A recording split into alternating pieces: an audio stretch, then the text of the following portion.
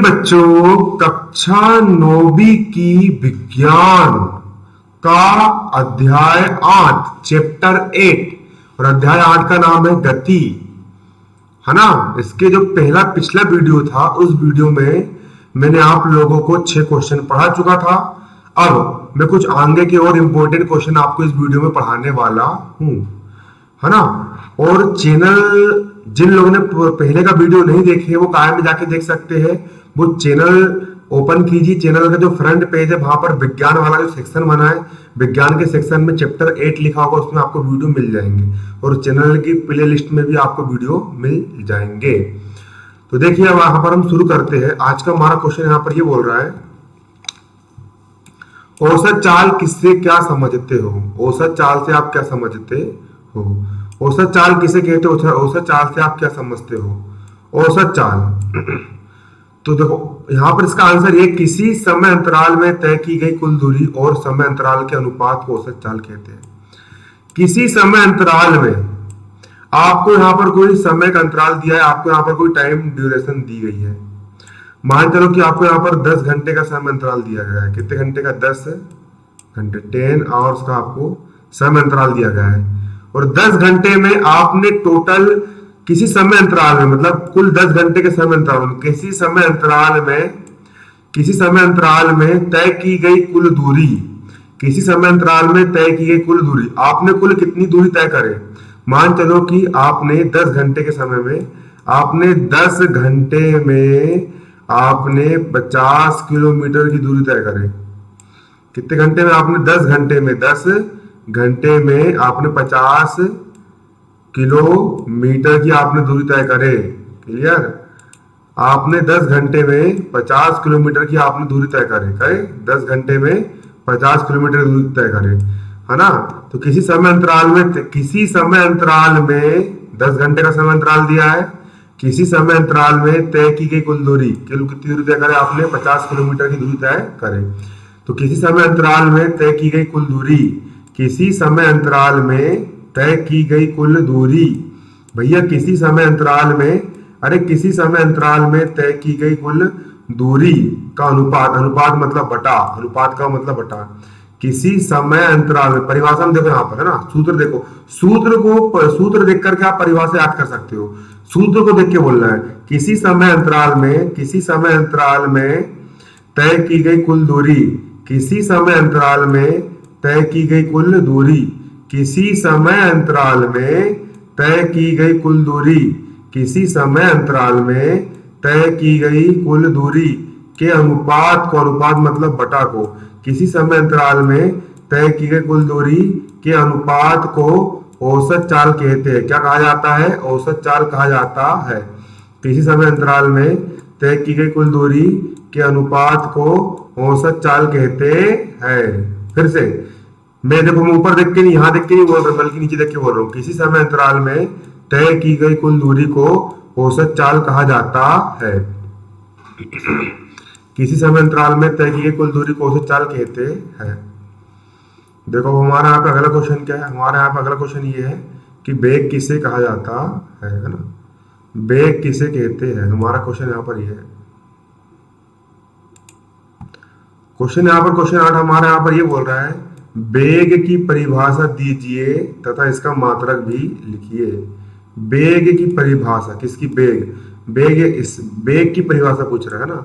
वेग, समय के साथ विस्थापन की दर को वेग कहते हैं। किस देखो, समय के साथ विस्थापन की दर, दर मतलब, है ना, समय के साथ विस्थापन की दर को, विस्थापन की दर को वेग कहते हैं। विस्थापन की दर, विस्थापन दर यानी समय, दर यानी प्रति का समय, समय के साथ, कि समय के साथ विस्थापन की दर, दर मतलब बटे प्रति, समय के साथ विस्थापन की दर को, समय के साथ योग, समय के साथ विस्थापन की योग आपको विस्थापन की दर, दर मतलब ये बटा जो लगाया ना, बटा को वेग कहते हैं। समय के साथ विस्थापन की दर को वेग कहते हैं। समय के साथ विस्थापन की दर को वेग कहते हैं। मेरे साथ बोलो, समय के साथ विस्थापन की दर को वेग कहते हैं। मतलब कि इकाई समय अंतराल में, है ना, इकाई समय अंतराल मतलब कि एक घंटे में कोई वस्तु में कितना विस्थापन में परिवर्तन हुआ। मान चलो कि वस्तु पहले यहाँ पर थी और वो यहाँ पर पहुंच गई। 10 किलोमीटर का विस्थापन में परिवर्तन हुआ। प्रारंभिक एक घंटे में कितने घंटे में, एक घंटे में प्रारंभिक स्थिति और अंतिम स्थिति दोनों स्थितियों के बीच का जो अंतर है ना, प्रारंभिक स्थिति और अंतिम स्थिति दोनों स्थितियों के बीच का जो अंतर है वो 10 किलोमीटर है। कितने किलोमीटर है, 10 किलोमीटर है। तो प्रारंभ एक घंटे में कुल कितना विस्थापन हुआ, 10 किलोमीटर का विस्थापन हुआ। एक घंटे में कुल 10 किलोमीटर का विस्थापन हुआ, है ना। तो वेग कितना आएगा यहाँ पर हमारा, वेग यहाँ पर हमारा 10 किलोमीटर निकल करके आएगा। कितना निकल के आएगा, 10 किलोमीटर निकल करके आएगा, है ना। कितना निकल के आएगा, 10 किलोमीटर निकल करके आएगा, है ना। तो समय के साथ विस्थापन में परिवर्तन की दर को क्या कहते हैं, वेग कहा जाता है। समय के साथ विस्थापन में परिवर्तन की दर को वेग कहा जाता है। क्लियर। समय के साथ विस्थापन में परिवर्तन की दर को वेग कहा जाता है। यहाँ पर हमारा अगला क्वेश्चन क्या है, देखो। वेग का मात्रक क्या होता है, मीटर प्रति सेकंड होता है। अब पूछो क्यों होता है, ये इसलिए होता है क्योंकि देखो विस्थापन जो होता है, विस्थापन एक प्रकार के विस्थापन को मीटर में नापते हैं, और समय जो होता है समय को हम नापते हैं सेकंड में। तो ऊपर हो गया मीटर और नीचे हो गया प्रति, और जो हो गया एस मतलब सेकंड। तो क्या हो गया आपका, ये हो गया आपका मीटर प्रति सेकंड। क्या हो गया, मीटर प्रति सेकंड। विस्थापन का मात्रक क्या है, मीटर प्रति सेकंड है। क्या है, मीटर प्रति सेकंड। क्लियर। कहाँ में नापा जाता है, मीटर प्रति सेकंड में मापा जाता है। मीटर प्रति सेकंड में मापा जाता है किसको, वेग को, है ना।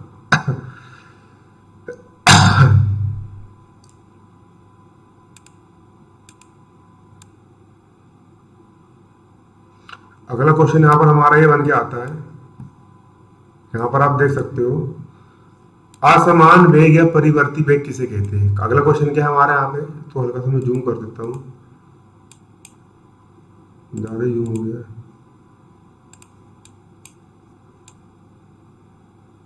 हट। तो हमारा अगला क्वेश्चन यहाँ पे ये निकल के आता है, असमान वेग या परिवर्ती वेग किसे कहा जाता है। हमारा क्वेश्चन क्या निकल के आता है, हमारा क्वेश्चन ये बन के आता है कि असमान वेग या परिवर्ती वेग किसे कहते हैं। कौन सा वेग, असमान वेग या परिवर्ती वेग किसे कहते हैं। कौन सा वेग, असमान वेग या परिवर्ती वेग किसे कहते हैं। असमान वेग, देखो नाम से स्पष्ट है, नाम से यहाँ पर ये स्पष्ट है। देखो असमान वेग मतलब, असमान वेग का मतलब ये है कि समान रूप से एक समान स्पीड नहीं है। एक समान स्पीड है गाड़ी की, आप गाड़ी चला रहे हो, कभी स्पीड 10 की हो गई, कभी 5 की स्पीड, फिर तेज हो गई, फिर स्लो हो गई, फिर और तेज हो गई, फिर स्लो हो गई, और तेज, फिर स्लो हो गई। स्पीड कम ज्यादा हो रही है। पहले आपकी गाड़ी धीरे धीरे चली, फिर तेज हो गई, फिर स्पीड कम हो गई, फिर तेज हो गई, फिर स्पीड कम हो गई, फिर तेज हो गई। मतलब गाड़ी की स्पीड एक जैसी है क्या, गाड़ी की स्पीड एक जैसी नहीं है। तो इसको हम बोलेंगे असमान वेग। इसको हम क्या बोलेंगे, इसको हम असमान वेग या परिवर्ती वेग। परिवर्ती वेग मतलब कि इसका वेग बार बार, वेग में बार बार परिवर्तन हो रहा है, इसलिए इसको हम परिवर्ती वेग बोलते हैं। जब कोई गतिशील वस्तु बराबर समय अंतराल में बराबर दूरी तय करे, बराबर समय अंतराल में बराबर दूरी तय कर रही है ना, बराबर समय अंतराल में, बराबर समय अंतराल में, बराबर समय अंतराल में बराबर दूरी तय कर रही है। मान के चलो कि एक घंटे में, कितने घंटे में, एक घंटे में, एक घंटे में 5 किलोमीटर चली, है ना। फिर अगले फिर एक घंटे मतलब कि 2 घंटे में कितने चल जाएगी वो, 10 किलोमीटर चलेगी। 5 और 5 10, है ना। फिर 3 घंटे में कितने चल गई वो, 15 किलोमीटर चल गई। 4 घंटे में कितनी चल जाएगी वो, 20 किलोमीटर चल जाएगी। मतलब समान समय अंतराल में समान दूरी तो तय कर रही है। जो आपकी जो वस्तु है, जो हमारी क्या है, जो हमारी वस्तु है, वो समान समय अंतराल में समान दूरी तो तय कर रही है। हमारी वस्तु क्या कर रही है, समान समय अंतराल में समान दूरी तो तय कर रही है, लेकिन उसकी जो स्पीड है कम ज्यादा है। स्पीड कैसी, उसकी कम ज्यादा है ना, तय करे, लेकिन उसकी गति की दिशा बदल जाए, है ना। गति की दिशा क्या हो जाए, उसकी बदल जाए, उस वस्तु की गति की दिशा बदल जाए और बराबर समय अंतराल में बराबर दूरी तय नहीं करे, तो उस वस्तु का वेग परिवर्ती वेग कहलाता है। तो उस वस्तु का वेग क्या कहलाता है, उस वस्तु का वेग परिवर्ती वेग कहलाता है।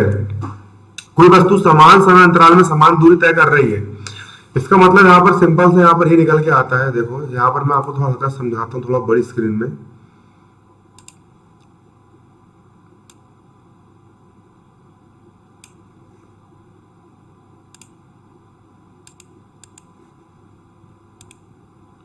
देखो, कोई वस्तु है,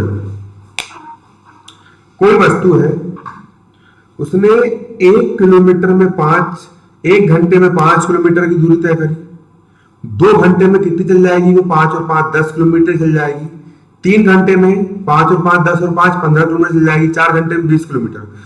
उस समान समय अंतराल में सब बराबर दूरी तय कर रही है।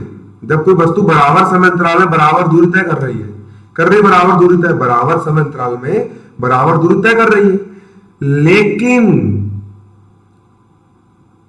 उसकी दिशा बदल जाए, लेकिन क्या हुआ? उसकी गति की दिशा बदल जाए। देखो, पहले क्या हुआ? पहले कोई वस्तु 1 घंटे में 5 किलोमीटर चली, फिर साइकिल 2 घंटे में फिर 10 किलोमीटर चल गई, फिर अगले घंटे में फिर 5 किलोमीटर और चल गई, तो टोटल कितने हो गए? 5 और 5 10 और 5 कितने हो गए? 15 किलोमीटर हो गए। फिर अगले घंटे में फिर 5 किलोमीटर और चले गई, तो 20 किलोमीटर हो गए। ये समान समय अंतराल में समान दूरी तो वो तय कर रही थी, लेकिन फिर गति की दिशा चेंज हो गई, मतलब कि स्पीड फिर कम ज्यादा हो गई। पहले अच्छी बिल्कुल 5 की स्पीड से चल रही थी वो, 1 घंटे में 5 किलोमीटर, 1 घंटे में 5 किलोमीटर, फिर एकदम से उसकी स्पीड बढ़ गई, फिर वो 1 घंटे में 20 किलोमीटर चल गई, फिर स्पीड और बढ़ गई, 1 घंटे में 40 किलोमीटर चल गई, है ना? मतलब स्पीड कम ज्यादा हो गई, मतलब उसकी जो स्पीड है, उसका जो वेग है, उसके वेग में परिवर्तन हो गया। वस्तु के वेग में क्या हो गया? वस्तु के वेग में परिवर्तन हो गया। तो इसको हम क्या बोलेंगे? यदि वस्तु के वेग में किसी प्रकार से क्या होता है? परिवर्तन होता है। वस्तु वेग में क्या हो गया? परिवर्तन हो गया। वस्तु के वेग में क्या हो गया? वस्तु के वेग में परिवर्तन हो गया। वस्तु के वेग में क्या हो गया? प्रकार से परिवर्तन हो गया, है ना? उसकी गति की दिशा बदल जाए। शुरू में तो वो बराबर समय अंतराल में बराबर दूरी तय कर रही है, लेकिन बाद में बराबर समय अंतराल में बराबर दूरी तय नहीं कर रही है, तो उस वस्तु का जो वेग होता है उसको असमान वेग या परिवर्ती वेग कहते हैं। ठीक, अगला क्वेश्चन क्या है यहाँ पे देखेंगे हमारा। अगला क्वेश्चन यहाँ पर हमारे निकल करके आता है कि औसत वेग किसे कहते हैं? औसत वेग किसे कहा जाता है? हमारा अगला क्वेश्चन है औसत वेग किसे कहते हैं?